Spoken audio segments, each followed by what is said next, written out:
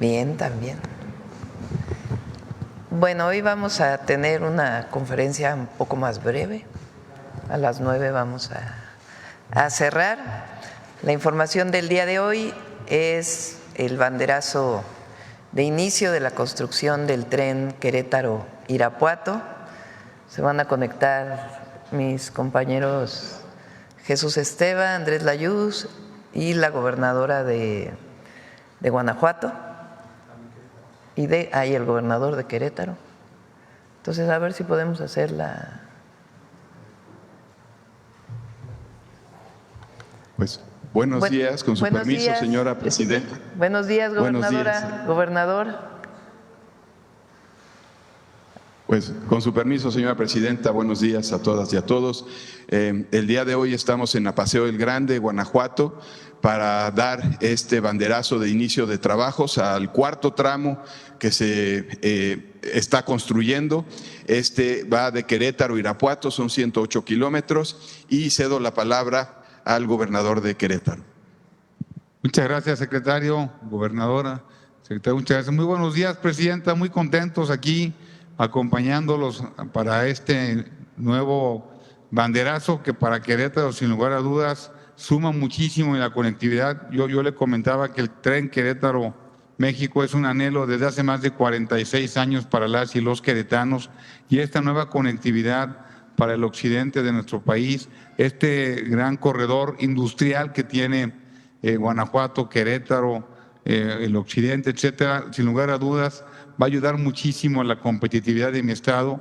Le agradecemos infinitamente y estamos listos, puestos y dispuestos para ayudar y felicitarla por este nuevo banderazo que se va a dar el día de hoy. Pero muchas gracias, presidenta, y a la orden como siempre. Gracias, gobernador Mauricio Curi.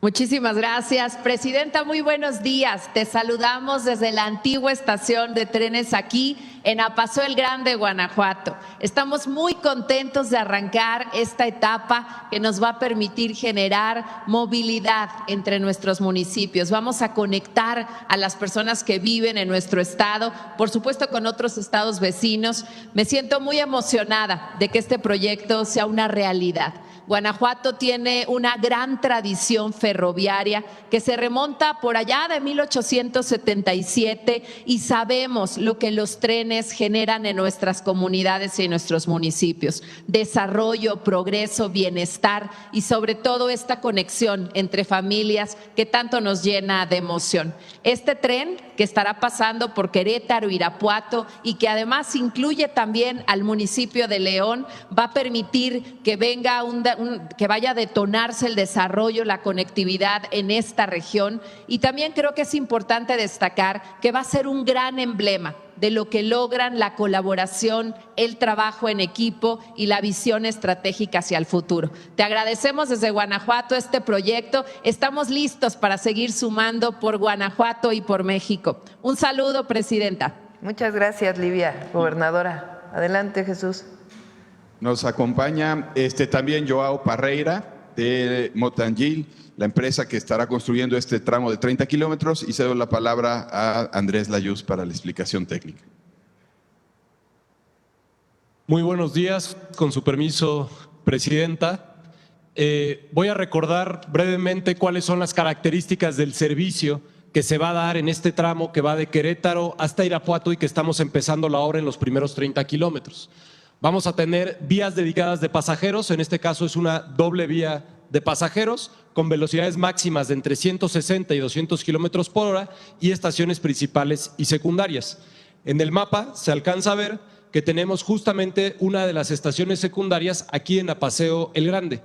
El sitio donde estamos en este momento es a unos metros de donde se construirá la estación en Apaseo del Grande. Estamos en un espacio donde físicamente tenemos el derecho de vía para construir la doble vía de pasajeros. Este primer tramo es de 30.3 kilómetros, como lo decía, con dos vías.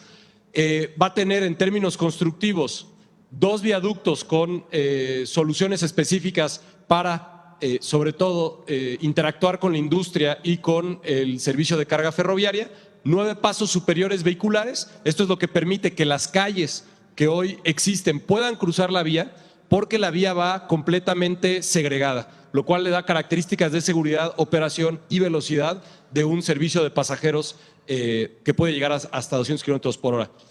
Aquí en este tramo tendremos la construcción, ya lo decía, del paradero de Paseo del Grande. Nuestro cálculo es que son más o menos 2 millones de personas beneficiadas en total, con una demanda estimada entre estas estaciones específicamente de Paseo del Grande, con el recorrido hasta la Ciudad de México, de al menos al día 30,000 personas. Se van a generar 1,518 empleos directos y 8,255 empleos indirectos. Como le decía, tenemos en este tramo 2 viaductos ferroviarios. Van a estar en la zona industrial de Obrajuelo y en Apaseo El Alto. Estos viaductos se construyen para quedar por arriba de la vía de carga existente, un poco como está trazado. Aquí tenemos el tipo de viaducto que tendremos. En algunos casos son con columnas, en algunos casos es con una zona que es como pérgolas.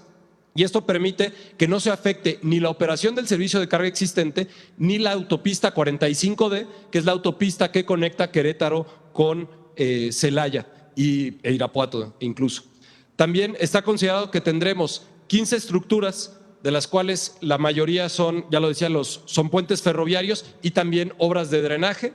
Tendremos una vía doble con las características de circulación de velocidad alta para pasajeros, y también están consideradas todas las condiciones hidrológicas de la zona. Parte de los estudios que se han estado haciendo a lo largo del tiempo tiene que ver con los estudios hidrológicos para saber cuál es la afectación que pudiera haber en caso de que hubiera lluvias extremas.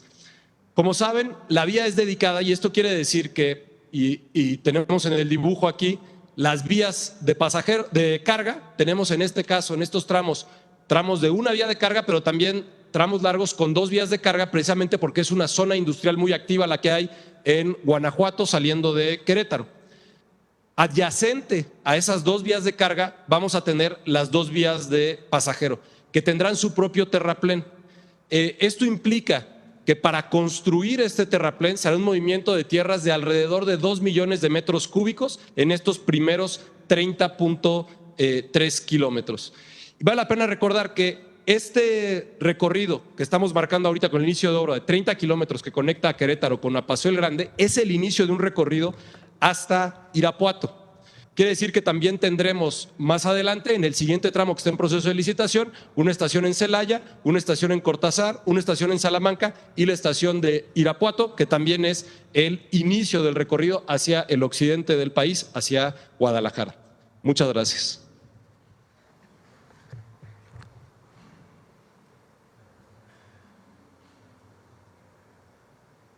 Pues queda hacer el conteo para dar el banderazo. Terminando el banderazo se pasará un video. Y si están de acuerdo, 1, 2, 3.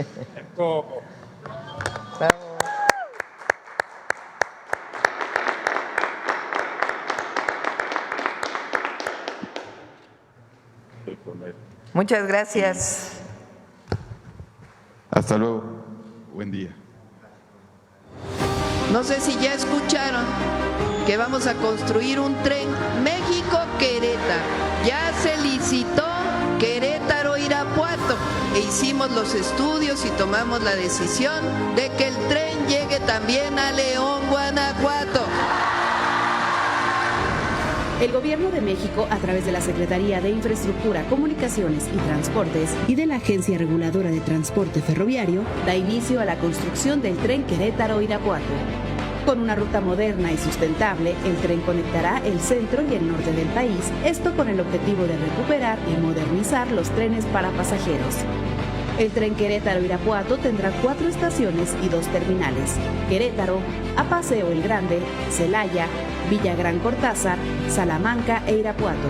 Pues es una opción para poder dar mayor viabilidad a lo que es el tránsito hacia esta zona. Es una vía alterna que se puede hacer para poder llegar aquí al estado de Querétaro, y bueno, creo que es una buena opción turística. Te recorta tiempos para poder tocar varios puntos o visitar varios puntos. Es una opción segura y ahorita creo que México tiene la infraestructura para poder hacer este proyecto. El tramo de 107.8 kilómetros se ha dividido en 4 frentes de construcción. Con estos trabajos, la Cuarta Transformación avanza y transforma la vida del pueblo de México. Secretaría de Infraestructura, Comunicaciones y Transportes. Gobierno de México. Andrés, si todavía están por ahí conectados, a ver si nos puedes platicar las estaciones de Querétaro a Irapuato, por favor. Sí, por supuesto. Entonces, tenemos la de a Paseo el Grande, que es lo que comentaba, es una de las estaciones secundarias. Estamos aquí a unos metros. No sé si en la imagen se vio, pero aquí atrás tenemos la maquinaria que ya está trabajando, haciendo perforaciones para las calas que se hacen de los estudios de geotecnia, y a un lado, literalmente en donde estamos, está ya designado el predio donde tendremos una estación, y esa estación también tendrá algunas medidas de integración urbana. Se ven incluso que hay unas canchas de fútbol. Después tenemos en el centro de Celaya. Celaya es una ciudad que históricamente ha estado cruzada por el tren. El tren, digamos, sí ha tenido, ya lo decía la gobernadora, un papel histórico muy importante en Celaya. Durante la Revolución fue un centro ferroviario importantísimo. Hace una semana empezó a operar el libramiento ferroviario de carga de Celaya. Esto quiere decir que el tren de carga que originalmente pasaba por el centro de Celaya ya no está pasando por el centro de Celaya. Por esa razón, el tren de pasajeros sí podrá pasar por el centro de Celaya y tendrá su estación donde estaba la antigua terminal de Celaya.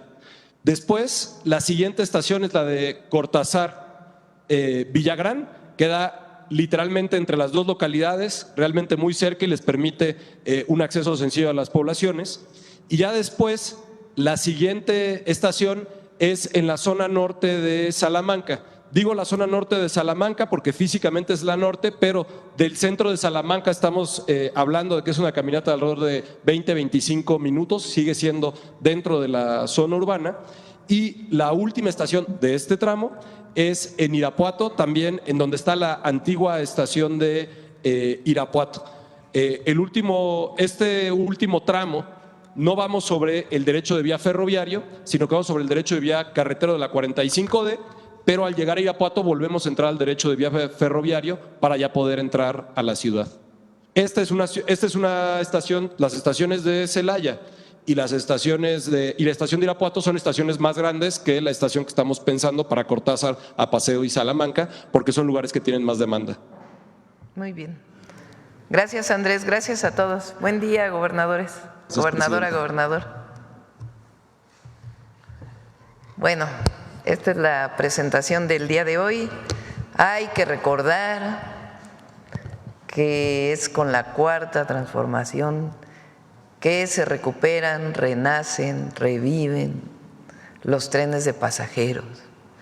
No hay que olvidar que México durante decenas de años construyó vías para trenes de pasajeros y en unos cuantos años el neoliberalismo acabó con ellos.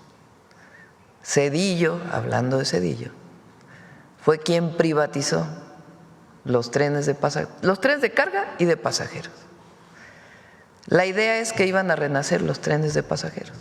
Se quedaron los trenes de carga concesionados principalmente a 2 empresas y los trenes de pasajeros desaparecieron. El único que quedó fue el turístico de Chihuahua a Sinaloa, el Chepe.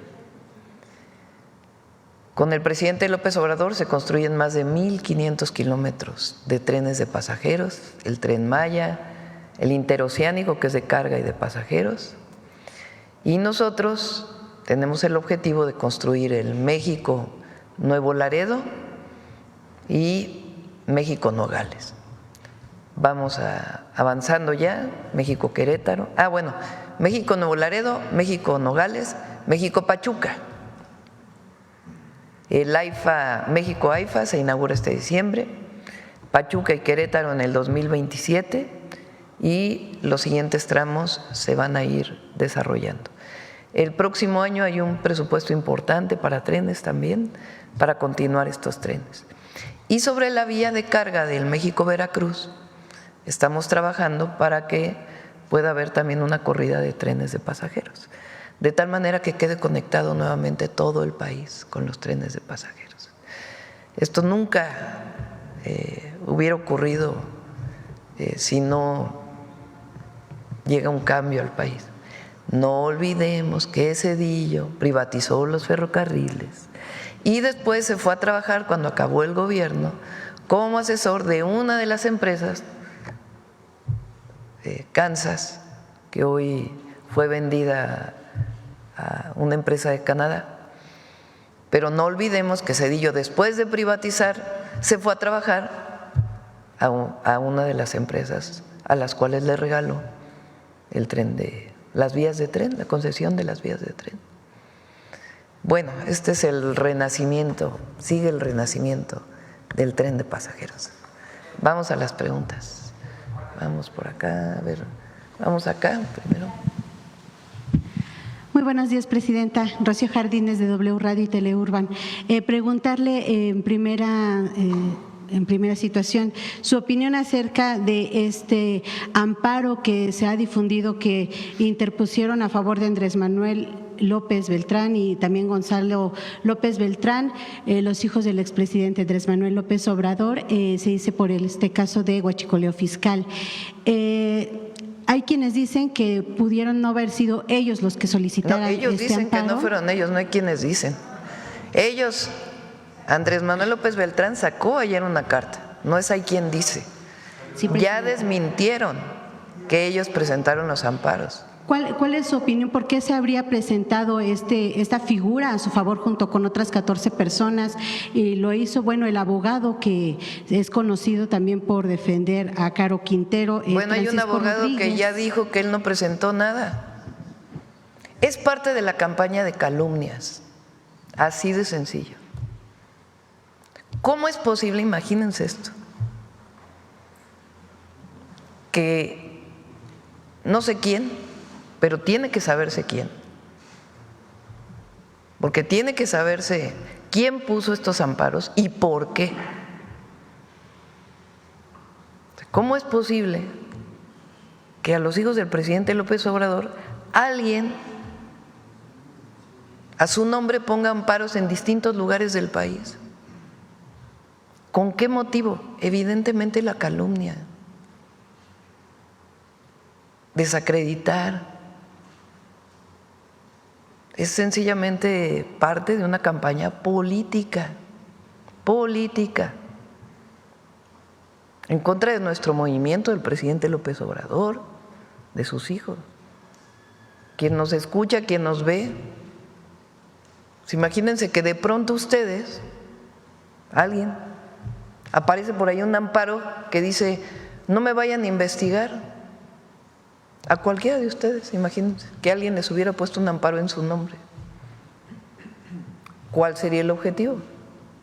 Pues desprestigiarlos, ¿no? Entonces es parte de esta campaña, vean hoy todos los comentócratas, todos. Lo mismo, pero lo mismo. Todos dicen lo mismo. ¿Quién se los dicta? Habría que ver, porque se los dictan.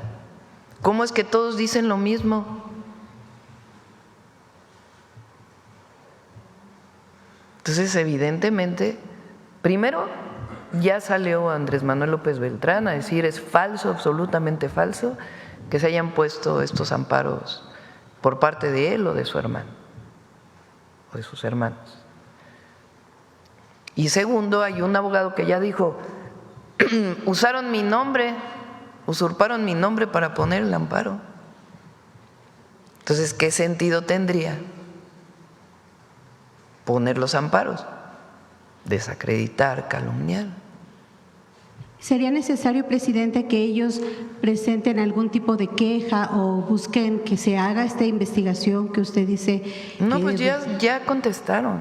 O sea, lo que es importante es para todos nosotros, todo el pueblo de México. ¿Cómo es posible que alguien, quién sabe quién, ampare a otra persona a su nombre, usando sus nombres. Y después se filtra a los medios y a las redes, casualmente, de inmediato. No, se pone el amparo y al minuto ya está en las redes. Y al minuto ya está en Reforma, ya está en el Universal. ¿No les parece extraño? Por eso mi pregunta es si debería ser investigado esto a través de alguna queja, denuncia por parte de ellos. No, sí se tiene que saber quién puso esos amparos, porque tiene un sentido de desprestigiar y de calumniar a unas personas, y tiene un sentido de dañar al presidente López Obrador y a lo que representa nuestro movimiento. Evidente. Bueno, son demasiado burdos, burdísimos. Entonces, afortunadamente, pues muy rápido ellos contestaron, o Andrés Manuel López Beltrán contestó. Inmediato, sí. Presidenta, también saber si usted pudiera darnos información de la que le hayan transmitido también sobre esta expulsión de Hernán Bermúdez de Paraguay. Ya está por llegar o ya llegó a nuestro país, a Chiapas, si no me equivoco. Bueno, se dice que fue el propio secretario de Seguridad Pública, Omar García Harfuch, quien fue por él a Paraguay y por eso no estuvo en las celebraciones junto a usted en estos días patrios. No, es falso. Es falso. ¿Qué información le dieron acerca de esta expulsión de Hernán Bermúdez? Fue parte de esta solicitud que hizo el gobierno, desde luego. Sí, ya no hizo falta el juicio de extradición, porque esta persona entró de manera ilegal a Paraguay y cometió una serie de delitos en Paraguay. Entonces las autoridades paraguayas decidieron expulsarlo.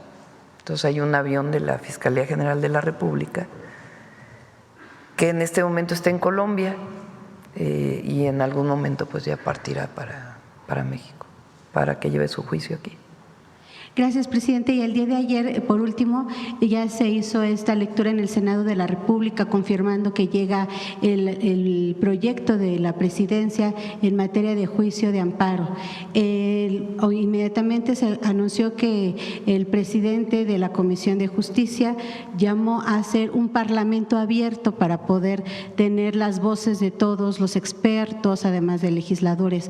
Su opinión al respecto, porque la oposición, bueno, pues ya dice que es un riesgo, que no va a haber como tal un parlamento abierto como ha sido en otros temas, sino que podría hacerse, incluso dijo Manuel Añor, el senador priista, que podría ser un traje a la medida para el gobierno federal. Muchas gracias, presidenta. A ver si por ahí puedes poner la reforma al Poder Judicial, la Constitución. La reforma constitucional al Poder Judicial que fue publicada el 15 de septiembre de 2024, hace 1 año y 2 días. La reforma al Poder Judicial no solamente establece que los jueces, las y los magistrados y las y los ministros deben ser elegidos por voto popular, sino que también establece una serie de acciones para hacer más expedita la justicia, que no haya estos juicios de 25 años para poder resolver un problema o una denuncia. Viene desde la Constitución. Entonces, para poder cumplir lo que dice la Constitución, se tienen que modificar una serie de leyes. Mañana van a venir el ministro Saldívar y Ernestina Godoy a explicarlo. Se tienen que modificar una serie de leyes. Entre otras leyes está el juicio de amparo, porque se establece ahí, por ejemplo, que son 6 meses para un juicio mercantil. Pero vamos más abajo.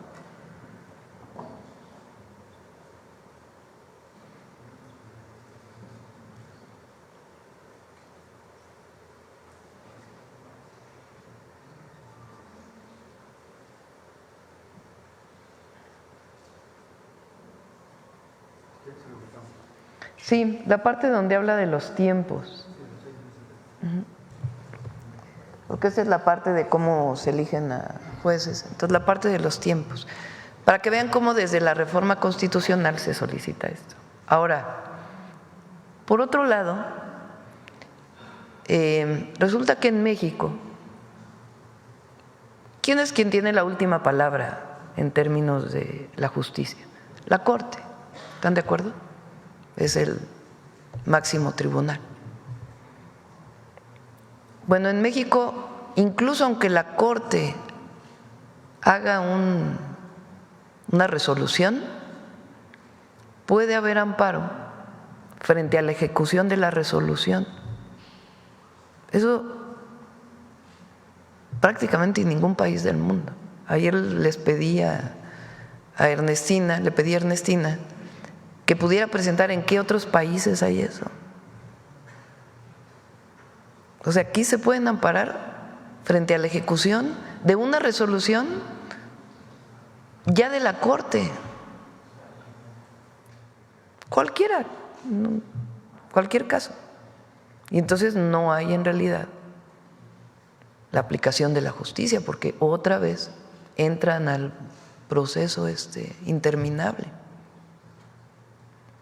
Entonces, el amparo queda tal cual lo establece la Constitución, es algo muy importante en nuestras leyes, es la defensa del ciudadano y es fundamental que exista la defensa del ciudadano frente a un acto de autoridad, es indispensable. Lo que es muy importante es que la justicia pues pueda ser expedita, no lleve tanto tiempo y que tampoco se abuse de esta figura. Entonces, eso tiene objetivo, ese es el objetivo de las 4 leyes que se presentaron. Y el juicio y la ley de amparo está en esa perspectiva. Pues ya que lo decida el Congreso, no voy a entrar en ese proceso. Que la gente sepa que está resguardada su derecho frente a un acto de autoridad, pero que es importante que no se abuse del amparo frente a la resolución ya del máximo tribunal, que es la Corte. Va en ese sentido. A ver si encuentran la parte de los tiempos de la aplicación de la justicia. Adelante. Gracias, presidenta. Mariana Madrid, de Canal 13 Albavisión. Retomando el tema de Hernán Bermúdez, preguntarle si tiene conocimiento de por qué se dio este cambio de ruta en el vuelo, por qué se dio esta escala en Colombia y presuntamente pues por qué se cambiaría el aeropuerto al que va a estar llegando. No tengo los detalles, más bien es un asunto técnico del propio vuelo. No tiene nada que ver pues con un asunto jurídico, sino más bien pues el vuelo, carga de gasolina, no sé exactamente, pero no tiene que ver con un asunto de la propia fiscalía. Entonces, ya que informe el gabinete, seguro. Okay, muchas gracias. En otro tema, ayer se detuvo a unos delincuentes al interior de la refinería Dos Bocas, presuntamente pues estaban haciendo robo de combustible. Saber si se está aplicando alguna estrategia en específico para prevenir el robo de combustible al interior de las refinerías, porque la Secretaría de Seguridad pues dijo que no es la primera vez que se da una situación de este tipo. Va a venir ya la próxima semana Luz Helena González. La Secretaría de Energía, ya lo he platicado en la mañanera varias veces, se está haciendo un esquema administrativo que ya está listo, incluso las pipas tienen que tener ya una identificación a partir de un QR, para que podamos tener, se llama la trazabilidad, es decir, ¿de dónde sale la gasolina? La gasolina que cargamos en una estación de servicio, ¿de dónde viene? Durante muchísimos años, hasta la reforma del 2013 de Peña Nieto, el único que podía importar gasolinas era Pemex, o producir gasolinas es Pemex. En este momento el único que puede producir gasolinas es Pemex, pero importar gasolinas lo pueden importar también privados. Eso no ha cambiado. Entonces, ¿cómo llega la gasolina a una estación? a una gasolinera? Pues viene por pipa. Entonces viene por pipa, la pipa viene… Cuando era solo Pemex, pues venían solo pipas de Pemex. Ahora que ya los privados pueden distribuir gasolina, pues vienen también por pipas privadas. Eso en el 2013 y eso no cambió con las reformas que hicimos. Hasta ahora no había un mecanismo, que eso sí viene del cambio a la ley, que nos pudiera informar esa pipa que llega a descargar a una gasolinera, ¿de dónde viene ese combustible? ¿Cuál es la trazabilidad? ¿Cuándo se importó? ¿Quién lo importó? ¿Dónde se almacena? De ahí del almacén, ¿cómo llega a la gasolinera? O en el caso de Pemex, que tiene más controles, porque es una sola empresa, la refinería de dónde sale o el lugar en donde se importa a partir de Pemex y dónde se almacena y de ahí cómo llega a la gasolinera. En este momento ya la norma ya establece que tiene que haber trazabilidad. Tenemos que saber exactamente cuándo se importó, cómo se importó, quién lo importó. Si encontramos una pipa en la carretera, la puede parar un guardia nacional o algún servidor público de alguna de las instituciones como ASEA, por ejemplo, o la propia Secretaría de Energía, de dónde vienes y tiene que tener su trazabilidad. Pues aquí viene de este almacén, que este almacén a su vez se surtió de este… Eso no existía en la ley hasta ahora que pudimos cambiar la Constitución y las leyes, que permite pues generar esta regulación de la trazabilidad del combustible. En el caso de Pemex además se están poniendo más controles también a la salida de las refinerías. Entonces eso junto con los puertos y las aduanas pues nos está dando mucho más control de cómo llega el combustible a las gasolineras. ¿Y tendrán una cifra de pues cuánto representan las pérdidas por este delito? Sí lo tiene Secretaría de Energía y lo puede presentar cuando venga Luz Helena. Muchas gracias. Pasando a otro tema, Presidenta, ayer la fiscal de Estados Unidos afirmó que México entregó a Caro Quintero por órdenes de Donald Trump. No sé qué información tenga o cómo toma el gobierno de México pues esta declaración. ¿Se descarta que haya presiones por parte de Estados Unidos a México para entregar a narcotraficantes? Ya se habló mucho de eso, ¿no? Ya se explicó que fue una decisión de seguridad nacional el envío de tan importante número de personas de la delincuencia organizada. Fue una decisión de seguridad nacional y también había una petición del gobierno de los Estados Unidos, de la Fiscalía de los Estados Unidos, y se tomó la decisión de enviarlos por el Consejo Nacional de Seguridad a partir de la Ley de Seguridad Nacional. Pero fue una decisión sí había petición de ellos, pero la decisión se tomó aquí en el Consejo de Seguridad por razones de seguridad nacional. ¿En este momento hay más peticiones de Estados Unidos para trasladar? Hay peticiones de extradición. Y finalmente, Presidenta, con la visita que va a tener al rato y pues en miras ya de la revisión del TEMEC para el próximo año, ¿convendría hacer pues una propuesta, un frente en conjunto México y Canadá frente a Estados Unidos, o sería conveniente que a pesar de que haya coordinación, pues que cada país tenga que ver por sus propios intereses comerciales?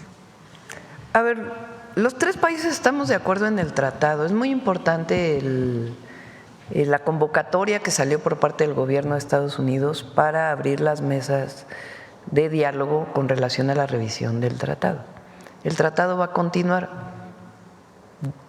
Obviamente hoy tenemos aranceles a una serie de productos que ponen una consideración distinta, pero la gran mayoría de lo que se exporta no tiene aranceles, no tiene tarifas. Y los tres países estamos de acuerdo, y obviamente Canadá y México estamos de acuerdo en fortalecer el tratado comercial México-Estados Unidos-Canadá y garantizarlo. Eso es lo primero. Ahora, ¿a qué viene el primer ministro Carney? viene a fortalecer la relación México-Canadá, que además del propio tratado que tenemos, pues es fortalecer el comercio, inversiones económicas en ciertos sectores, pero también otros temas. Por ejemplo, tenemos un convenio con ellos de mexicanos que van a trabajar a Canadá, particularmente al campo, a través de visas especiales de trabajo que se van a conservar, y nosotros estamos planteando que pudieran ampliarse y ellos están viendo este mecanismo. ¿Cómo se importan, por ejemplo, mercancías de Canadá a México? Pues o pasamos por Estados Unidos a través de carreteras o trenes o a través de puertos. Entonces, la idea es fortalecer el comercio a través de los puertos entre Canadá y México en los dos océanos. Estamos planteando temas educativos, de energías renovables, de innovación. Nos interesa mucho saber cómo funciona el sistema de salud de Canadá, que es un sistema público, gratuito. Entonces son varios temas que vamos a tratar en la reunión, y esta asociación estratégica le llamamos, que es un nivel mayor de una alianza que se había firmado con Canadá en su momento, manteniendo el tratado, pero fortaleciendo la relación México-Canadá. Gracias. A ver, aquí. Gracias, doctora. Buenos días. Eduardo Ortega, del periódico El Financiero. Doctora, primero quisiera yo hablar sobre el caso que relacionado con el huachicol fiscal y la Marina. Primero me gustaría preguntarle que usted sepa si los hijos del expresidente Andrés Manuel López Obrador están mencionados en el expediente de este caso en la Fiscalía General de la República. No. ¿Es así? No. No están mencionados. No. Por otra parte, si este es un caso que usted haya platicado con el secretario de Estado de Estados Unidos, Marco Rubio, ahora que estuvo aquí en México, si este fue un tema que usted abordó con él. En el acuerdo que tenemos, en este entendimiento, viene el tema de combatir conjuntamente el tráfico ilegal de combustible. Pero en particular sobre algún tema específico, no. Porque hay quien dice que esta acción que se lleva a cabo en este caso es por presión de Estados Unidos, ¿es así? Falso. A ver, vamos a explicarlo nuevamente. En marzo de este año, Aduanas toma conocimiento de un buque que llega a Tampico, proveniente de Estados Unidos. El permiso con el que quiere entrar a descargar el contenido del buque es un permiso temporal de una sustancia química, de naftas.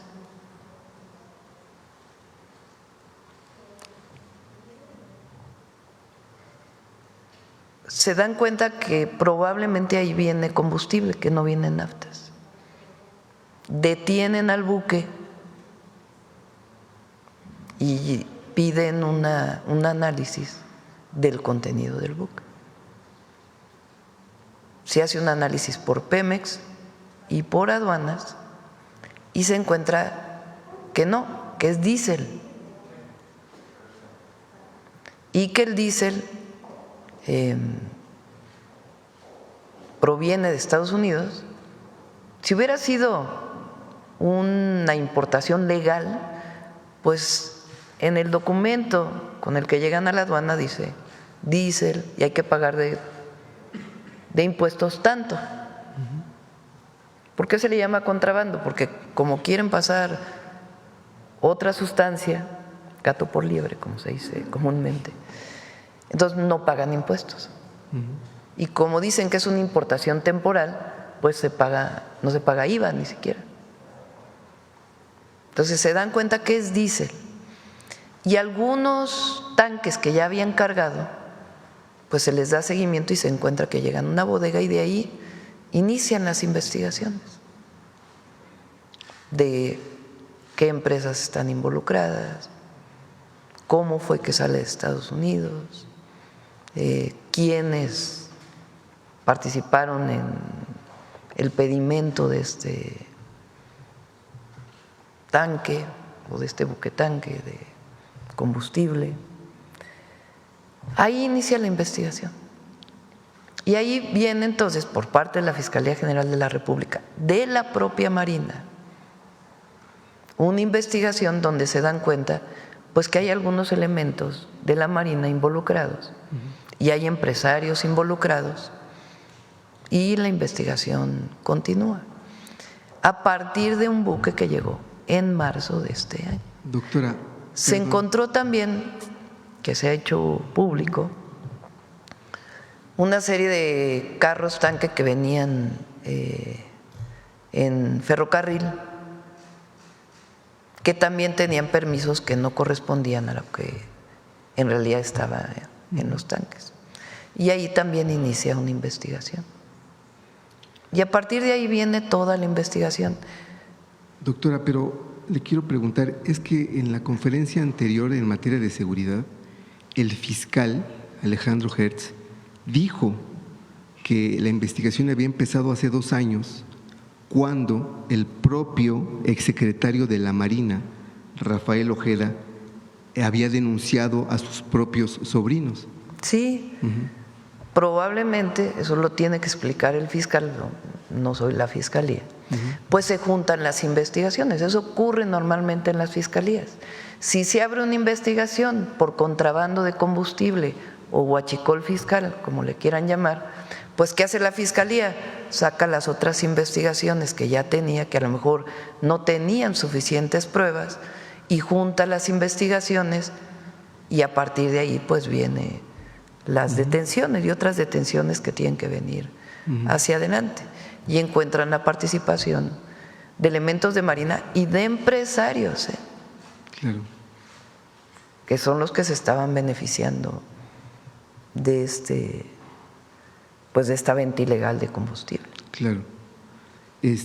Doctora, me gustaría preguntarle respecto a este amparo que alguien presentó a favor de Andrés Manuel López Beltrán.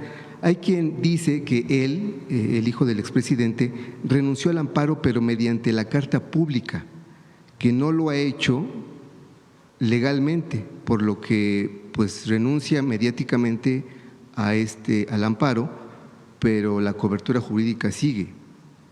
O sea, ¿Pero qué quieres decir con eso? Mediáticamente él renuncia al amparo. O sea, él dice que yo no lo presenté, alguien más lo presentó. Sin embargo, o sea que jurídicamente en el expediente no lo ha hecho. O sea, ¿pero entonces le pregunto… ¿qué conlleva tu pregunta? Preguntarle qué piensa de eso. O sea, pues tendrá que también hacerse por la vía legal. Y a estos jueces notificar. Pero fíjense ahora el trabajo que tienen que hacer ellos. O sea, ahora ellos tienen que ir a decir: no, mire, fíjese que yo no presenté el amparo, por favor retírelo. Pues ahí está. Mira, aquí hay abogados, ¿verdad? No tiene firmas. Ya. Porque bueno, al final lo que entiendo… A ver, vamos a ponerlo otra vez, porque no tenía yo conocimiento de esta parte. Aquí hay una compañera que ayer dijo que era abogada. Bueno, ¿no trae firmas?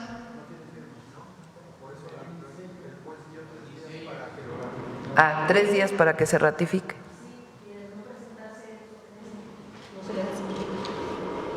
Ya, entonces no tienen que ir a cada juzgado. Claro. Doctora, por otra parte, quiero preguntarle sobre la visita que va a hacer hoy, entiendo, el subsecretario de Terrorismo e Inteligencia Financiera del Departamento del Tesoro de Estados Unidos. Entonces, yo le quiero preguntar, en este sentido, ¿qué nuevas estrategias están, digamos, trabajando ambos gobiernos en materia de antilavado? Y bueno, después de que el gobierno de Estados Unidos declaró a las organizaciones del narco como terroristas. En el entendimiento que se hizo se planteó que hubiera más colaboración en el tema de información sobre el lavado de dinero. Viene el subsecretario a hablar de varios temas con el secretario de Hacienda y entre otros también pues de cómo fortalecer las investigaciones conjuntas frente al lavado de dinero, cuando hay información que tenga pruebas. Claro. Y pero no hay, digamos, una medida específica en el cual No, es parte pues de la colaboración que hay. Claro. Y finalmente, doctora, quiero preguntarle sobre el caso de Hernán Bermúdez. Digo, esto ya se lo he preguntado antes, le quiero reiterar la pregunta. Si usted no consideraría que Adán Augusto López Hernández debería de pedir licencia como senador. La investigación tiene que seguir su curso. Ya dijo el senador que si en algún momento requieren de su declaración, que él con gusto la va a dar. Entonces, es muy importante, se va a presentar. ¿Se va a presentar? No. ¿Cómo se va a presentar? ¿Cómo fue que este personaje, que fue secretario de Seguridad de Tabasco, digamos, se fue descomponiendo? ¿Y en qué momento se dan cuenta que primero no está cumpliendo con sus funciones y que pudiera estar vinculado con algún grupo delictivo? ¿Cómo se pide su destitución por parte del presidente López Obrador a Tabasco? Todavía no entrábamos nosotros. En el momento que hay indicios de que esta persona tiene algún vínculo y a partir de ahí él decide salir y huir. Y después pues ya viene la investigación por parte de la Fiscalía del Estado de Tabasco y la Fiscalía General de la República. Pero es muy importante que se sepa todo este proceso, porque es muy fácil para la oposición la hipocresía en acción. Ahora, ¿no?, que nunca explicaron nada de García Luna, el coordinador del PAN en el Senado, que nunca explicó por qué se fue 6 años de México y que ahora regresó con fuero y que es el principal crítico ahora, ¿no?, porque es el uso político. Entonces, se va a dar toda la información de cómo fue que esta persona empezó a involucrarse y en el momento que hubo información se pidió su destitución e investigación. Ya para entonces el senador pues ya era secretario de Gobernación. Imagínense, participaba en el gabinete y se solicita la destitución por parte del secretario de Gobernación y del presidente entonces. Claro. A Merino, que estaba de gobernador, Merino lo destituye, este señor se va y inician las investigaciones. Pero esta cosa de que ahora el senador Adán Augusto tiene que renunciar hoy, tiene que a ver qué dicen las investigaciones, ¿verdad? Porque lo que no es ahora la prensa, algunos medios de la prensa, son los juzgadores. Loret de Mola ahora es el principal juzgador, cuando todavía no explica todos sus montajes o las mentiras que dice todos los días. Entonces, hay que esperar las investigaciones, como le dicen, y ya el senador ya dijo, si necesitan de mi declaración, claro, doctora, la voy a presentar. Usted Entonces, todo esto es importante que se conozca. Nosotros no vamos a esconder a nadie, ni tampoco vamos a defender a nadie si resulta que hay pruebas que es culpable. Pero lo que no nos parece es este juicio que hacen los grandes medios de comunicación o la oposición, que ahora se erige como cuando sí, o sobre este tema, a ver cuándo ellos hicieron alguna detención. O sea, porque aquí se está actuando cuando se encuentra y hay pruebas. Por eso el secretario de Marina dijo, fuimos nosotros mismos quienes presentamos la denuncia y las investigaciones que se hagan.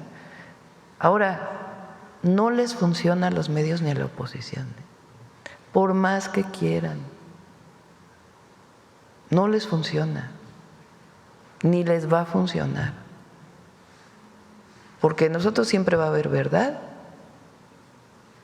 y se va a pedir siempre que se aplique la justicia. No somos iguales. Gracias, doctora. Aquí.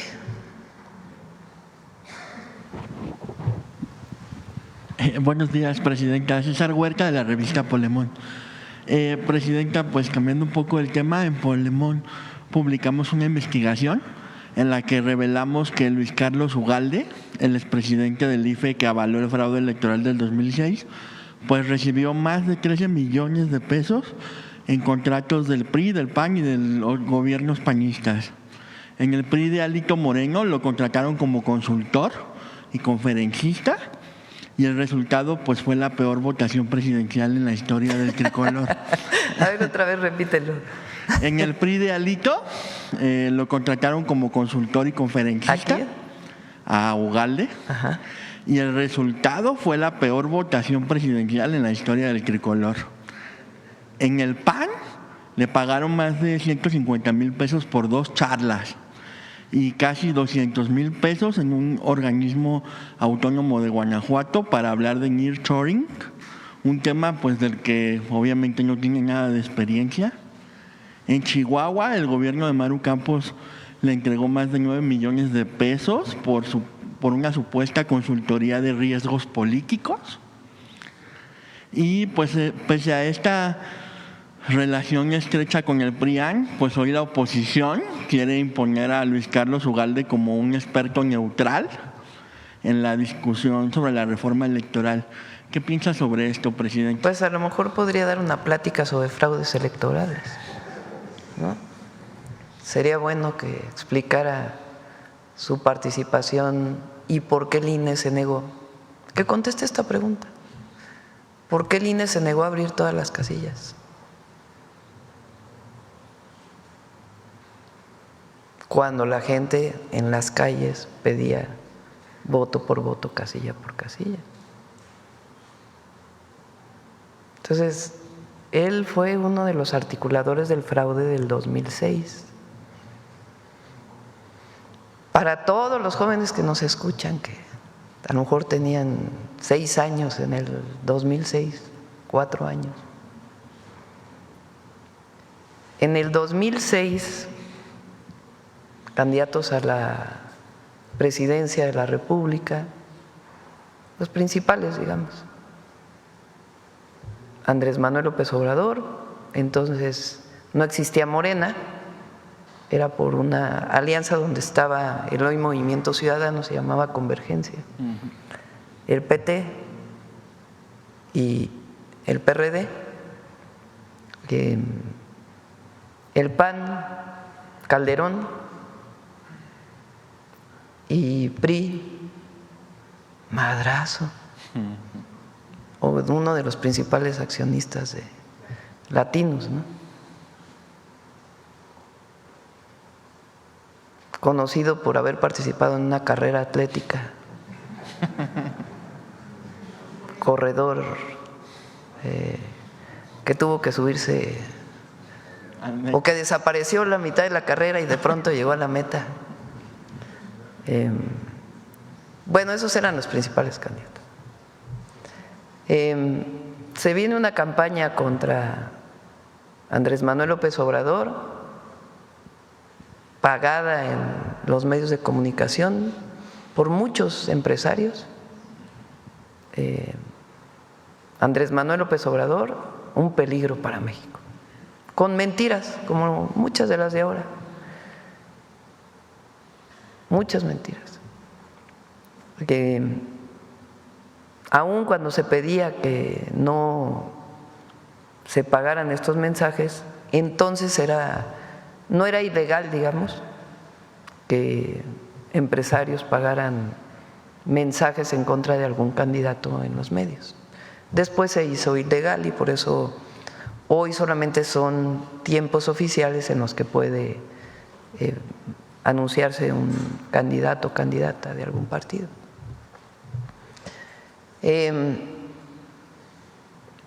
Llega el día de la elección,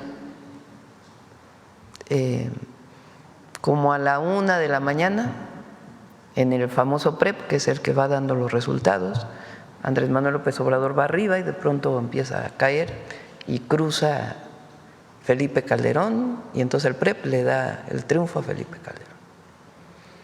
Resulta que al otro día ¿qué día fue la elección en 2006? En junio, ¿no? En julio, ¿no? 2 de junio. 2 de junio. Fue en junio, era en junio entonces. Fue el 2 de julio, ¿no? Del 2006. 2 de julio. Ahora es en junio, antes era el 2 de julio. El 3 de julio, pues ya estaba Felipe Calderón arriba por 200, casi 300,000 votos. Pero había un montón de casillas que no se contaban. O sea, dejaron muchas casillas que por alguna razón no se contaron. Y ahí empieza la gente a decir, aquí hubo fraude. Viene unos días después el llamado conteo distrital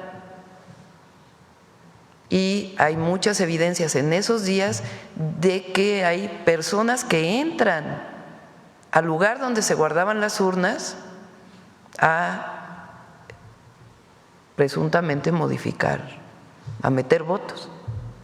Muchas evidencias.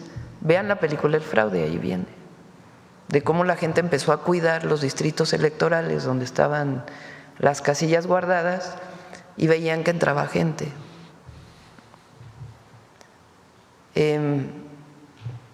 Después viene la calificación del Tribunal Electoral, así es nuestra ley.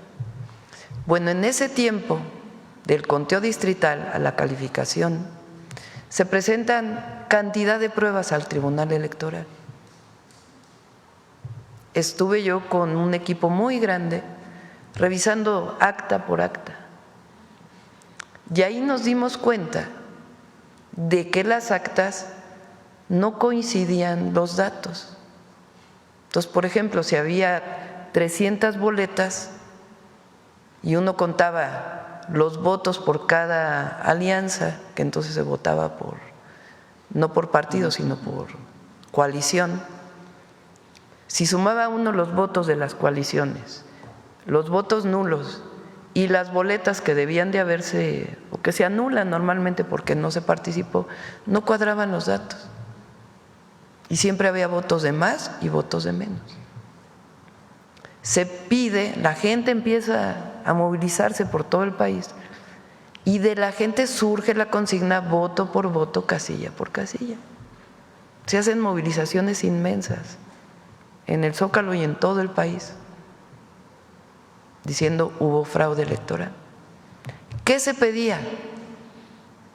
Que se abrieran todas las casillas y se volviera a contar. Entonces el tribunal dice, bueno, vamos a abrir, creo que el 8% de las casillas, mal no me acuerdo, por ahí. Se abren las casillas, hagan de cuenta que la diferencia, no me acuerdo exactamente de los números, eran 280,000 votos entre Calderón y López Obrador. Se abre ese 8% de las casillas y se reduce la diferencia. O sea, había más votos para López Obrador que no habían sido contados. Y la gente dice, pues que se abran todas. ¿Por qué si se abre el 8% y se reduce, no se abren todas? Y el tribunal se niega a abrir todas las casillas. Y se consuma el fraude electoral el 1 de diciembre, con la entrada de Calderón. Por eso decimos Calderón es un presidente espurio, porque no ganó con el voto popular. El triunfo entonces era de López Obrador, como lo fue el triunfo en 1988 del ingeniero Cárdenas. El neoliberalismo en México, entre otras cosas, se impuso con fraudes electorales. No se nos olvide. El fraude electoral del 88. Salinas también llegó al poder sin haber sido elegido por el voto popular. Lo mismo que Calderón. Y en el 94 con un terrible magnicidio. O sea, hay que recordar la historia. Y en el 2012 con una compra de votos masiva totalmente demostrada. ¿Quién era el presidente del Instituto Nacional Electoral en el 2006? Ugalde. Entonces, ahora resulta que él da conferencias de moral electoral. No, pues no. Por eso digo que lo inviten a platicar sobre cómo se hace un fraude electoral. Entonces, a lo mejor ahí sí puede opinar. Y un poco ligado pues con el tema de presidenta, pues Covarrubias y Asociados publicó una encuesta que le otorga un 72% de aprobación, digo, a diferencia de los otros que hacían los fraudes, y señala que el 75% de los mexicanos tiene muy buena impresión de usted. Según este estudio, la ciudadanía reconoce los resultados de su gobierno y afirma que su calidad de vida ha mejorado. Estos datos, pues además, coinciden con otras encuestas y se dan en un contexto de intensas campañas de desprestigio contra usted y contra su gobierno y contra la Cuarta Transformación. ¿Considera usted, presidenta, que el pueblo de México ya no se deja engañar por la guerra sucia de la derecha? Sí, ya es muy difícil que le hagan caso a una cierta televisora que habla todo el día en contra de nosotros y algunos otros medios. Y antes era muy común que un editorial tuviera una influencia así tremenda sobre, cuando no había redes sociales, la televisión ni siquiera se abría opiniones diversas. Ahora ya es más plural algunas televisiones, van comentaristas que opinan distinto. Antes pues ni siquiera eso, ¿no? Ni siquiera había programas de opinión, creo. Nomás era la noticia del día, totalmente controlada. Las épocas ahí sí de la censura total, ¿no? Entonces la gente ya se informa de muchas maneras y lo ve reflejado en su vida cotidiana. 13.5 millones de personas salieron de la pobreza. Se redujo la desigualdad. Eso no hay manera que nada lo quite. Como digo, el presidente López Obrador se quedó en el corazón del pueblo de México y ahí va a permanecer. Eso por más que los medios digan lo que quieran decir. Y en nuestro caso, pues gobernamos con los mismos principios. En este momento, pues, la presidenta es quien gobierna con su equipo el país, pero tenemos los principios que nos llevaron al movimiento de transformación a ganar en el 2018 y nunca vamos a traicionar eso. Imagínense, traicionarse a uno mismo sería no poder vivir. La gente que se traiciona a sí misma en sus principios, sus ideas, su forma de vida, pues es la que muere con arrepentimientos, ¿no? Y por último, presidenta, casi al final del... O vive con arrepentimientos, que es peor. Y ya la última, casi al final de su gobierno, el expresidente López Obrador reveló aquí en la mañanera que 13 grandes empresas, entre ellas una refresquera, un equipo de fútbol, tiendas departamentales y una empresa de transportación aérea, adeudaban más de 129 mil millones de pesos al SAT, pero que estos casos estaban entrampados en el Poder Judicial por la falta de audiencias o por resoluciones que favorecían a los deudores. ¿Qué acciones está tomando su gobierno, Presidenta, para destrabar estos expedientes y garantizar que esas empresas paguen lo que deben, especialmente ahora que hay un nuevo Poder Judicial y un nuevo momento político pues, para exigir esa justicia fiscal? Aquí es la justicia. El SAT hace su trabajo, muy bien, por cierto.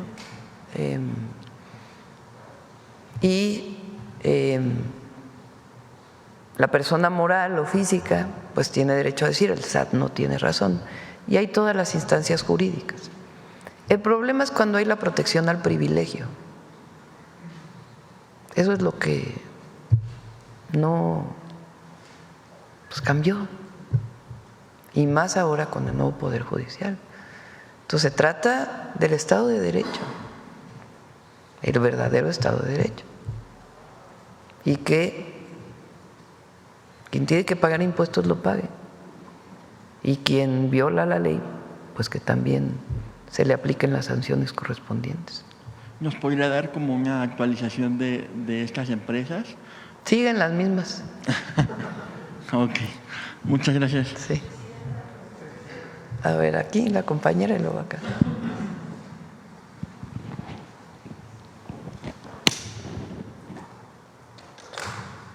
Gracias, Presidenta. Nancy Rodríguez, de Oro Sólido y de Empuje Migrante. Presidenta, pues ahora con este regreso de cientos ya de hermanos migrantes de allá de Estados Unidos a México, nos comentan que si habría alguna posibilidad de más apoyo en el paso de las aduanas.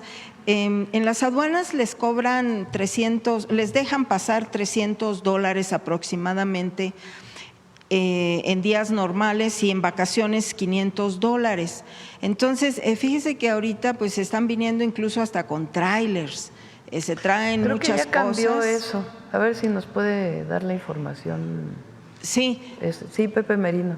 Cambió el monto, incluso también porque era de una regulación de hace mucho, que solo podían tener creo que un equipo electrónico. También la cambiamos, pueden traer 3 o 4, no sé cuántos. Entonces, porque si alguien trae una tableta y un teléfono celular, pues. Exacto. Y una computadora, que Exacto. hay quien viene así por su trabajo, pues no tiene por qué sancionárseles, ¿no? Pues es de su uso personal. O cobrarles. Entonces cambió la regulación, a ver si nos pueden dar el dato. Sí, porque ellos ¿Y no encontraron lo de la Constitución? Bueno, ahorita que termine la compañera lo ponemos. Ok, y sí, porque decían que incluso un aumento temporal de $1,500 que pudieran pasar sin pagar impuestos, porque obviamente pues sus propiedades pues sí se quieren traer lo más posible. Por otra parte, Presidenta, hay trabajadoras de los consulados que me hacen llegar a algunas denuncias. Estas trabajadoras son las de limpieza. Entonces me dicen que, bueno, la verdad les da miedo que pueda pasar con ellas porque están sobre contratos. Entonces aquí me mandan una denuncia, dice: yo trabajo de limpieza en la residencia de los cónsules, tengo 34 años trabajando, últimamente se me ha discriminado mucho, yo entiendo que quieren que me salga por mi propia voluntad.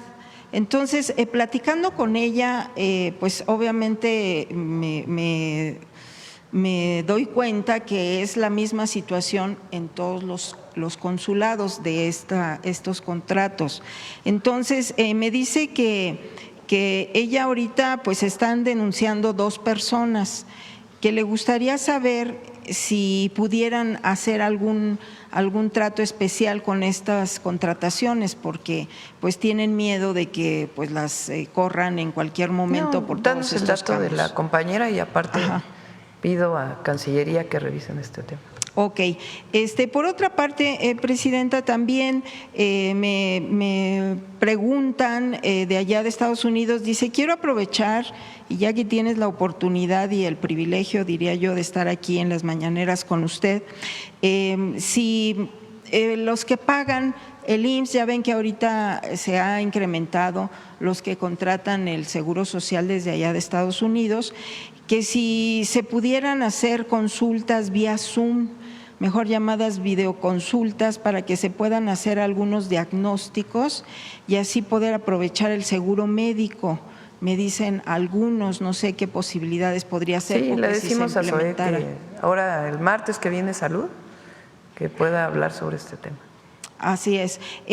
También por otra parte, Presidenta, platicando con las diputadas migrantes y con la senadora, me denuncian que hay un ataque sistemático mediático, porque ya ve que allá también pues los cónsules incluso pues también pagaban medios, y hay un ataque mediático para el cónsul de Denver, Pavel Meléndez. A mí me preocupa mucho porque este cónsul, incluso el presidente Andrés Manuel López Obrador lo conoce en lo personal y le dio pues mucho gusto que estuviera él porque pues es gente del movimiento. Entonces, fíjese que este cónsul de Denver, Pavel Meléndez, incluso ya lo denunciaron ante la Fiscalía, un abogado que supuestamente es Javier Martínez Calzada, y bueno, pues es un ataque mediático a estos nuevos cónsules que están llegando a Estados Unidos. No sé si usted tenga información acerca de esto. No conocía de esto, pero le pedimos también a Cancillería que lo revise y que hable con los cónsules a ver qué está pasando. Exacto. Y también, Presidenta, pues nos sorprende muchísimo, ya hay estos cambios, son poquitos todavía porque son 50 consulados, pero por ejemplo el coordinador que le llaman de comunidades en Nueva York, y le menciono este consulado porque ya ve que hubo mucha problemática en el sexenio anterior. Y bueno, pues viene con esta filosofía de la 4T y sí quiero yo destacarlo porque es lo que se necesita ya en los consulados. Y él publicó este comunicado, él es Félix Santana Ángeles. Dice, en enero de 2025 fue invitado a integrarme al Consulado General de México en Nueva York. El 17 de marzo, en medio de una política marcada por la xenofobia, el racismo y la criminalización contra los migrantes, me incorporé como cónsul de comunidades, iniciando el mayor desafío a mi carrera profesional. Y la verdad es de que están muy sorprendidos los hermanos migrantes allá en Nueva York porque dicen que está muy comprometido con puertas abiertas, me han mandado videos y esto es precisamente lo que se necesita en todos los consulados allá.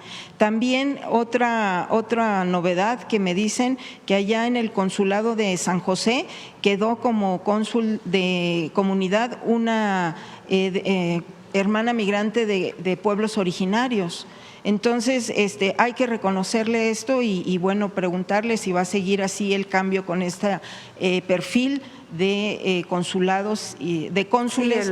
La principal función de los consulados en Estados Unidos es apoyar a nuestros hermanos migrantes. Esa es su principal función. Para cualquier trámite que quieran hacer o en caso de alguna injusticia que se cometa contra ellos por parte de autoridades de los Estados Unidos. Entonces tienen esa encomienda todos y a quienes nombramos recientemente pues llevan en particular la encomienda. Hablé yo con ellos personalmente, tienen que hacer un día a la semana de audiencia pública, tienen que bajar a las ventanillas, tienen que hablar con la gente, tiene que cambiar pues la visión esta de que son parte de la diplomacia y están solamente en eventos sociales, a convertirse realmente en defensores de los mexicanos allá. Sí, y faltan algunos cambios. ¿Ya tiene usted programados algunos otros cambios en los? Sí, hay algunos que todavía están por terminar algunos ahora en noviembre. Okay. Entonces ahí ya nombraríamos a nuevos también. Ok, muchas gracias, Presidente. A ver, muy rápido lo de la Constitución. ¿En qué parte está? A ver, márcale ahí con el cursor.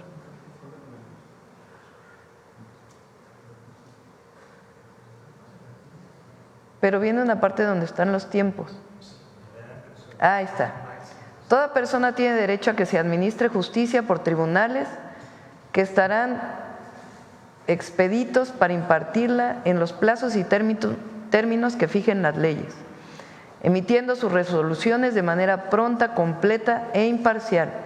Su servicio será gratuito, quedando en consecuencia prohibidas los costos judiciales, ¿no? Las costas judiciales. Las leyes preverán las cuantías y supuestos en materia tributaria en los cuales tanto los tribunales administrativos como las juezas y los jueces de distrito y tribunales de circuito del Poder Judicial de la Federación o en su caso la Suprema Corte de Justicia de la Nación deberán resolver en un máximo de 6 meses contados a partir del conocimiento del asunto por parte de la autoridad competente. En caso de cumplirse con el plazo señalado y que no se haya dictado sentencia, el órgano jurisdiccional que conozca del asunto deberá dar aviso inmediato al Tribunal de Disciplina Judicial y justificar las razones de dicha demora o en su caso dar vista al órgano interno de control tratándose de tribunales administrativos. Para que esto se cumpla, lo de los 6 meses, pues tienen que cambiarse muchas leyes, porque son procedimientos que estaban en otras leyes. Entonces, por eso se están cambiando 4 leyes, para que esto que ya lo dice la Constitución se cumpla. Bueno, acá y ya cerramos. Buenos días, Presidenta. Mañana. Eduardo Esquivel Ancona, Domo de Cristal. Mi primera pregunta es, ahora que tendrá la visita del primer ministro de Canadá, ¿sería posible plantearle el problema que hay con la empresa Equinox Gold canadiense, con los ejidatarios del Carrizalillo en Guerrero? Este conflicto ya lleva bastante tiempo y están sufriendo muchos problemas los habitantes de esa zona de Guerrero. Y pues, ¿qué posibilidades habría? Porque el conflicto se ha extendido y no se ve solución. Y podría ser posible que ayudara el primer ministro de Canadá a solucionar este problema. No tenemos planteado temas en particular, se puede, si está el expediente, pues presentárselo. Lo que sí en particular con la minería canadiense, sí, inclusive se lo planteé cuando estuvimos en Canadá, que es muy importante que las mineras canadienses cumplan con todas las disposiciones ambientales, las que están operando ya en nuestro territorio. No solamente durante el proceso de extracción, sino con los cierres y la remediación que tienen que hacer. Entonces sí planteamos este tema en su momento y ahora podemos plantearlo nuevamente también, el que las empresas, así como cumplen en Canadá, pues que también cumplan en México. En una segunda pregunta, en el paquete económico para el 26 viene un aumento a las retenciones del ICR, al pago de interés, a los intereses de los ahorradores. Pero no es aumento. Es importante, no sé si salió el comunicado de Hacienda o todavía no. A ver, pásamelo, a ver cómo, para que lo lea tal cual, lo ponlo ahí. Porque además el PRI ha estado diciendo, el PRIAN, de que nos queremos robar los ahorros de los cuentavientes y no. Es que es simbólico. No, pero no hay aumento, ningún aumento de ningún tipo. La única diferencia que se planteó ahora es que normalmente cuando viene la declaración fiscal, ahí se retiene el impuesto a la hora de la declaración. Y ahora lo que se plantea es que sea retenido y si no, se devuelva a la hora de la declaración. Es nada más cambiar la dinámica de cómo se está haciendo ahora. En vez de que se haga al final, se hace desde el principio y se devuelve a la hora de la declaración de impuestos. Pero ni hay aumento, ni hay mayor retención, ni hay, digamos, mayores impuestos a los ahorros, nada que ver. Es en la parte de las cuentas que tienen que ver con fondos de inversión, cambia la dinámica de cómo se retiene y cómo se devuelve ese impuesto. Eso es todo. Pero no hay nada que tenga que ver con mayor impuesto. Le agradezco mucho, presidenta. Sí. Bueno, cerramos. Vamos, Noemí.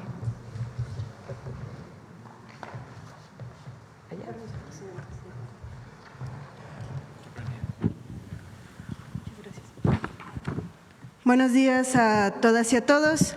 El día de ayer, aquí en la mañanera, la presidenta hizo mención acerca de el apellido Medina o Molina de Manuela, y para iniciar presentaremos este documento de enero de 1812, donde hace referencia a la capitana María Manuela Molina. De hecho, tenemos el MO de Molina ya en mayúscula, capitana en Temazcaltepec.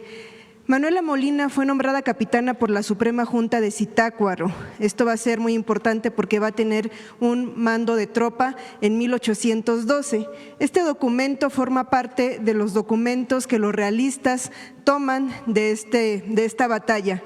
Veamos también otro nombre muy interesante, doña Rafaela Aguado, madre de los Rayones. Era la madre de Ignacio López Rayón, también de otros dos hermanos que son aprendidos, y a ella le toca decidir la entrega de uno de ellos. También va a ser muy interesante cómo en estos procesos las madres también tienen un papel fundamental, así es que también está en esta lista junto con la hermana del cura del pueblo. Hay otro documento donde también nos habla de María Manuela Molina. Este es el diario, es un año después, del 8 de abril de 1813, es el diario de guerra del secretario de José María Morelos y Pavón, donde dice, ese día, está narrando día por día: doña María Manuela Molina, india natural de Tasco, capitana titulada por la Suprema Junta. Esta mujer llevada del fuego sagrado que inspira el amor de la patria, comenzó a hacer varios servicios a la nación hasta llegar a acreditarse y levantar su compañía. Se ha hallado en 7 batallas y entusiasmada con el gran concepto que al señor general le han acarreado sus victorias, hace referencia a José María Morelos y Pavón, hizo viaje de más de 100 leguas para conocerlo, expresando después de lograrlo que ya moriría gustosa, aunque la despedazara una bomba de Acapulco. Ojalá que la 10ª parte de los americanos tuviera los mismos sentimientos. Eso dicen sobre María Manuela Molina. ¿Cuál es el debate muchas veces con los apellidos? Que sobre todo durante el siglo XIX muchos de los cronistas, o cuando se hablaba pues había esta dificultad, sobre todo en la localización de las fuentes, pero estas ya están acreditadas.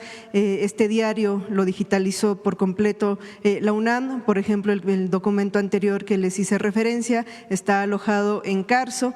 Mucho del problema de las mujeres y su historia es por ejemplo, de la insurgente Guadalupe Rangel, pues muchísimo tiempo pasó a la historia como la esposa de Albino García, otro insurgente, lo que hizo que se dificultara mucho la localización en archivo o documentar sus historias. Es lo que pasó con gran parte de estas mujeres, que prácticamente las encontramos cuando son aprehendidas y están en los documentos donde ya se les está haciendo un juicio. Pero en este caso podemos encontrar diversos testimonios que nos hablan de la capitana María Manuela Molina, que fue una de las nombradas por primera vez en este grito de independencia de la fecha pasada. Y ahora sí, pasemos a otra historia, la que corresponde al día de hoy, también de una extraordinaria mujer. Manuela Garín Pinillos fue una de las pioneras de las matemáticas en México. Nació el 1 de enero de 1914 en España, pero a los 3 años migró a Cuba con su familia. Tras el ascenso del dictador Gerardo Machado, Manuela tuvo sus primeras experiencias políticas como estudiante. A los 17 años, por una mezcla de razones políticas y familiares, migró con su familia a México, donde se estableció definitivamente. Al terminar de validar sus estudios de secundaria, ingresó a la Escuela Nacional Preparatoria y más tarde, en 1937, se matriculó en la Escuela de Ciencias Físicas y Matemáticas de la UNAM, donde formó parte de la primera generación de estudiantes de matemáticas, junto con Enriqueta González Vaz y 2 estudiantes más. Manuela entró a trabajar como profesora de la Universidad Obrera, mientras realizaba sus estudios universitarios. Durante ese periodo, fue invitada a participar en una célula del Partido Comunista Mexicano por los dueños de una carnicería en La Merced, donde solía comprar la carne para su madre enferma. Más tarde, se integró a la célula de estudiantes de ingeniería, donde conoció a su futuro esposo, Raúl Álvarez, con quien compartió muchos episodios de vida familiar y actividad política. Manuela tuvo 2 hijos y, pese a las expectativas sobre las mujeres casadas de la época, nunca renunció a su profesión. Fue investigadora del Instituto de Geofísica de la UNAM. Participó activamente en la Sociedad Matemática Mexicana. Fundó la Escuela de Matemáticas en la Universidad de Yucatán y la Escuela de Altos Estudios de la Universidad de Sonora.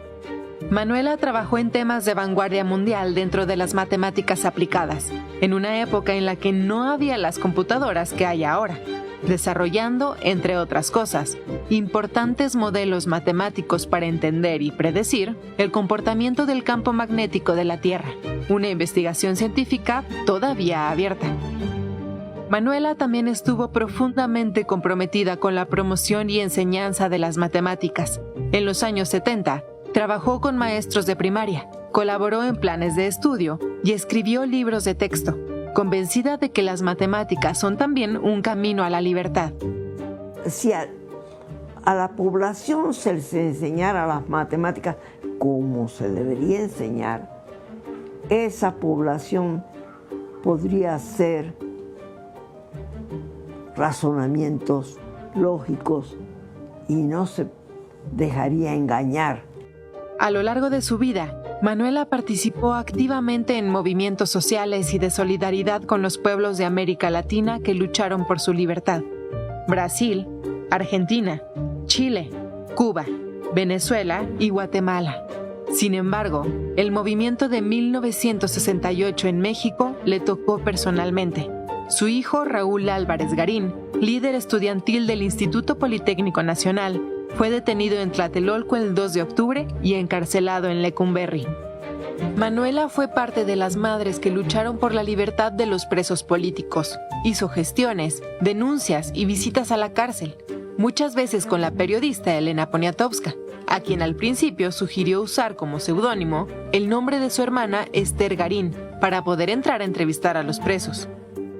En 1971, Manuela fungió como intermediaria entre el gobierno y el Comité de Estudiantes para su liberación y breve exilio en Chile. En 1989, Manuela Garín fue nombrada profesora emérita por la Facultad de Ingeniería de la UNAM y a mediados de los años 90 se despidió definitivamente de la docencia.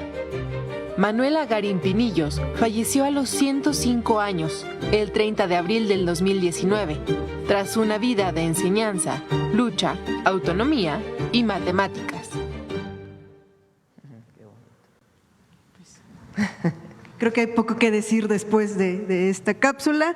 Sin duda, una vida dedicada a la ciencia y la matemática, y solamente recuperamos algo que también dijo en una entrevista a Claudia Gómez en agosto de 2006. Si toda nuestra gente tuviera una preparación matemática fundamental, que se supiera cómo se razona en matemáticas para hacer una teoría, que utilizas una lógica, como lo mencionó, entonces todos cogeríamos nuestro libre camino. Muchas gracias. Gracias, Noemí. Mañana, que no se me olvide, Belmont, el tema del grito de independencia, porque otra vez sale diciendo que Hidalgo gritó a favor de Fernando VII, y no es cierto. A ver, pon rápido lo de Pedro García, antes de irnos. Te lo mandé hoy en la mañana, ¿lo tienes? Pedro García, que es quien escribe cómo fue el grito de independencia, nada más por no dejar el debate. Las que estuvieron ahí como bueno, Pedro ella García, es Patricia Galeana, te mandé el documento primero. A ver si lo tienes ahí. Ella es Patricia Galeana. Ella no es es una historiadora muy reconocida. Fue directora del Instituto Nacional de Estudios de la Revolución Mexicana. No, ella no es cuatroteísta. Nada más ponla si quieres. Ella es una conferencia de ella que sale en YouTube sobre Miguel Hidalgo y Costilla y cómo ella dice, a ver en esa parte. Los que estuvieron ahí, como Pedro García, dice que palabras más, palabras menos, lo que dijo Hidalgo en aquella madrugada del 16 de septiembre fue: compatriotas, no existen ya para nosotros ni el rey ni los tributos. Esta gabela vergonzosa que solo conviene a los esclavos, la hemos llevado hace 3 siglos como signo de la tiranía y de la servidumbre. Ha sonado la hora de nuestra libertad, defenderla de los tiranos, marchar a la cabeza de los hombres que se precien de ser libres. Sin patria ni libertad no podemos alcanzar la felicidad. Ese fue el verdadero grito, la arenga que dio. Ponlo nada más.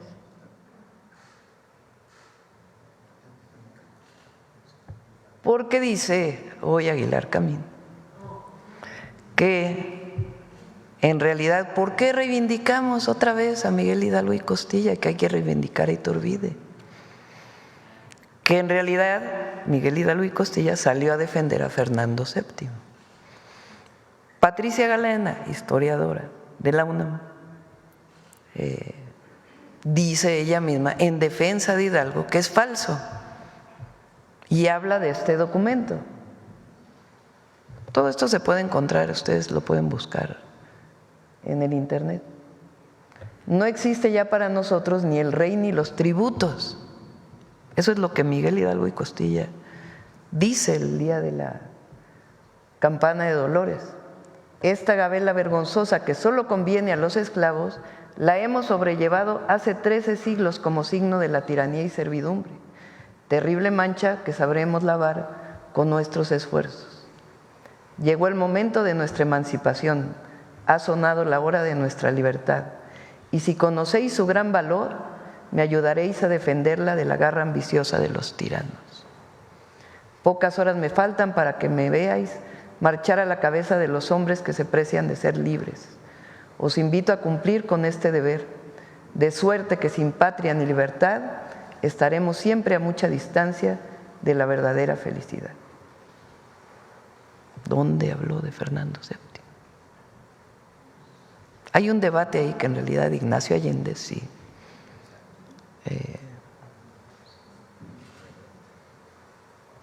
lo pensaba, pero por eso es el padre de la patria.